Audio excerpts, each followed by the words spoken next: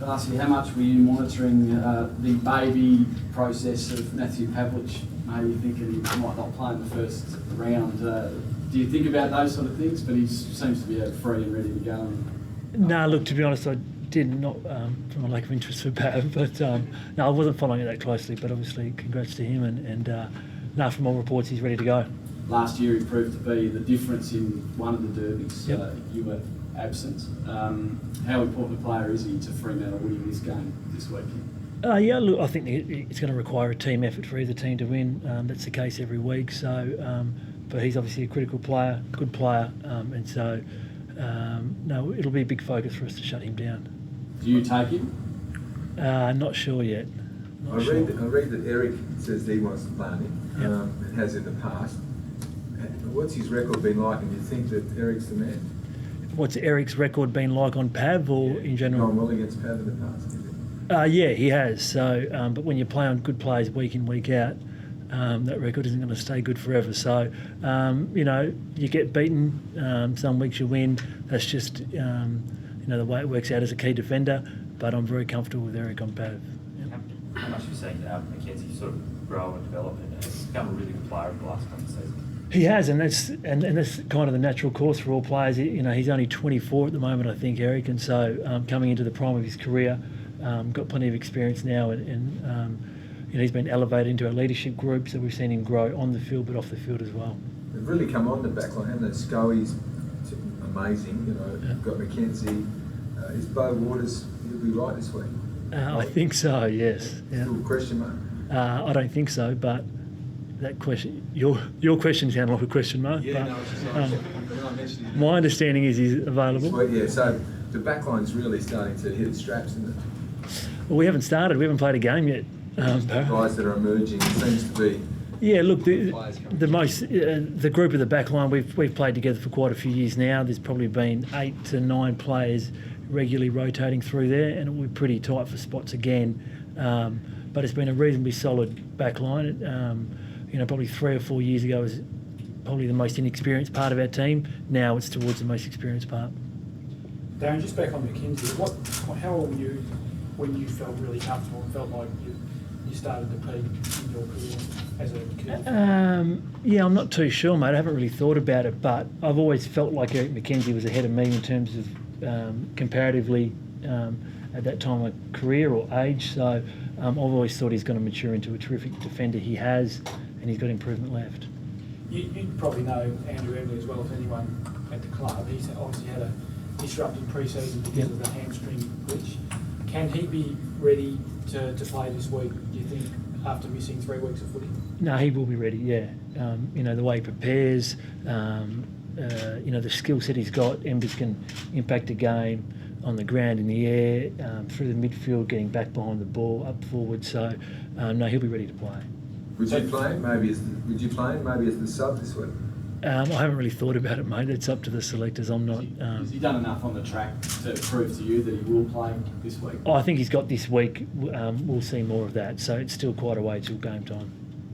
With the other guys that are out, like Kerr and that, you confident you've got the depth to cover obviously this weekend? Yeah, look, I'm comfortable. We've got depth right through our list, right through, the mids, defensively, offensively. So, yeah, it's very rarely that you're at full strength week in, week out. So, no, I'm very comfortable with our depth. And a really bad blow for Mark McCoskey to go back on the long-term injury list. It is, yeah. No, he's had a terrible run of luck, but he remains positive and still a good opportunity to play lots of good footy this year. There's a lot of hype over the club this year and what it might be able to achieve. As a player, how do you go into the season thinking that we've got such a great list, this is a great chance for us? What are your thoughts heading in? Yeah, look, kind of internally, there's expectations on us, and they're the expectations that drive us forward. We come in every day, try to get better, but really we just focus on kind of the day-to-day stuff, trying to get better, improve, and that keeps us in the moment, and that's the way we go about it. Is this the best squad you've had since 06? I haven't really sat down and thought about it, but possibly. Do you expect to play every week personally yourself? Like, do you think for this season your body can get you through every week, or might there be a couple of weeks that you might just have to rest up? I'm not certain. Possibly I might have to rest, yeah. Last year I think I only missed 2 games, and both of them were due to one was suspension and one was due to a bit of soreness. So it may be the case that I get a rest, yeah.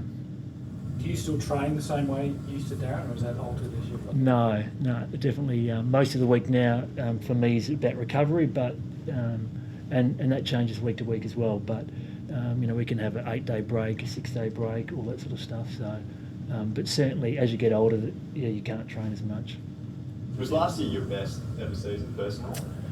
I hate to say this again, but I haven't really thought about it. I don't often think about the season in whole or compare them to other years, but I'm really not that interested in last year. I'm more interested in this year now, so I can't really give you an answer, sorry. In terms of being a key defender though, how important is that experience over the years in terms of reading flights or just knowing when to peel off and when?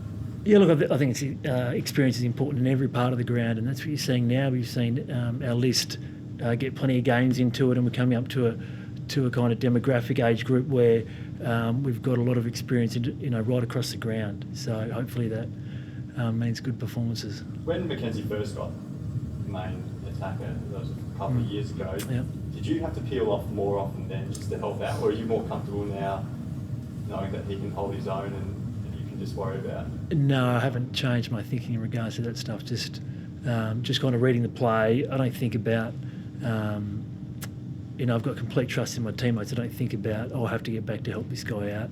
You're just really reading the play.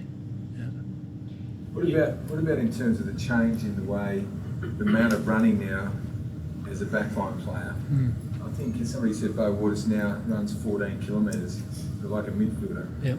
Have you noticed, has that been a gradual transition, or have you noticed that in the last couple of years it's really jumped up how much you have to actually run? No, certainly over the last couple of years the requirements in terms of running have increased. So, I'm not exactly sure what that's due to, probably interchange and those sorts of things, and the way the game's played today. But we're an incredibly fit team.